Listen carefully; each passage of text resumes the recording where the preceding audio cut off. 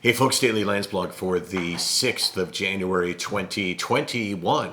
As I was just sort of warming up, I said 2020, and you said, Case, what month do you think I'll know it's 2021? I'm thinking by the end of this month, I should have a pretty good grasp on it. Pretty good. This Landsblog is not intended to bring sunshine to your day.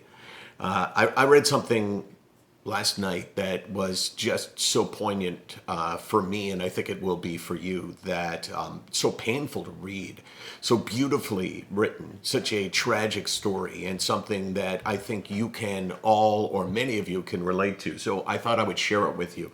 You know the marks on the arm. This was last year. This is 2008, and get a shot of the red mark. You know, that's so that's the start of November, and that would be November 24th, 2008. That's for me, in room 521 in Montreal in the Marriott Hotel at 4 a.m. That's when, as you've probably heard me say a million times, that's when I felt like I understood suicide and how it was not anything for me at that point other than the desire to have my pain end. Now, as I've told you repeatedly, I was not a danger to myself. I knew, because I'd been through it before, that there was a chance that my pain could end through treatment. But it was about nothing other than that. I wanted that pain to end, and I would have done anything to have that pain end. I want to read you what is an obituary that was written by Congressman, Representative Jamie Raskin, a Democrat from Maryland.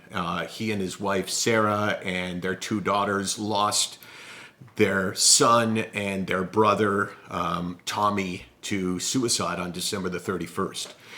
He wrote this just beautiful, heartfelt, just heartbreaking, eloquently put obituary about his son. And I'm just going to give you a couple of the highlights, although not the best word. We've barely been able to scratch the surface here, but you have a sense of our son. Tommy Raskin had a perfect heart, a perfect soul, a riotously outrageous and relentless sense of humor, and a dazzling, radiant mind. He began to be tortured later in his 20s. He was in his late 20s when he died, by a blindingly painful and merciless disease called depression, a kind of relentless torture in the brain for him. And despite very fine doctors and a loving family and a friendship network of hundreds who adored him beyond words and whom he adored too, the pain became overwhelmingly and unyielding and unbearable. At last, for our dear boy, this young man of surpassing promise to our broken world.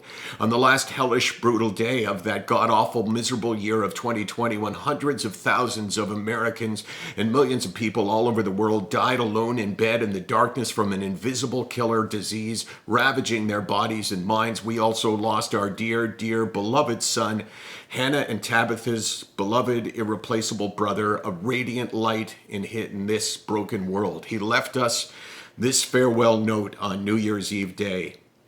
Please forgive me my illness one today. Please look after each other, the animals, and the global poor for me. All my love, Tommy. It's that one line that really jumps out at me about the unbearable, unyielding, and overwhelming pain. Wow, it's a heartbreaking case. Like, that's honestly just one of the most painful things I've ever read, you know, as a parent. And, wow, sicknoweek.com, 24 hours a day, 364 days a year. We're here because stuff like that needs to be shared. And even though it's the last thing that I want you to ever experience with anyone in your family, or personally, the last thing I would want you to do would be to take your life, I think it's really powerful and important to know that others have felt the same way. You can overcome it, but it's not easy.